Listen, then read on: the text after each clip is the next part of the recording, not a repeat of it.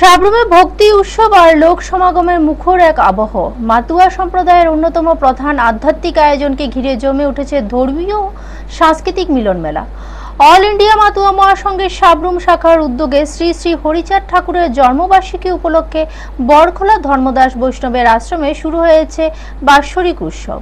এই উপলক্ষে মনু নদীতে পুণ্যস্নান ও তর্পণের আয়োজন করা হয়েছে, যেখানে সকাল থেকে ভক্তদের ভিড় লক্ষ্য করা যায়। নদীর তীরে সাধু সন্তদের উপস্থিতি উৎসবের আবহকে আরো গভীর করে তোলে।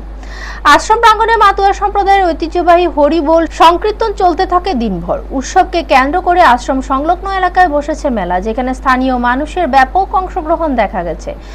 উৎসবের আয়োজক কমিটির পক্ষ থেকে জানানো হয়েছে, প্রতি বছরের মতো এবছরও শ্রী শ্রী হরিচাঁদ ঠাকুরের জন্মবার্ষিকী উপলক্ষে মেলা ও সংকীর্তনের আয়োজন করা হয়েছে।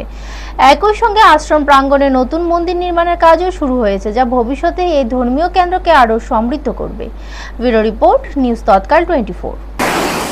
পূজা পার্বণ হয়েছে কোন জায়গা? এখানে এসে আপনার বিজয়নগর গাঁওমুদা, বিজয়নগর গাঁওমুদাতে আজকে 12 উপলক্ষ।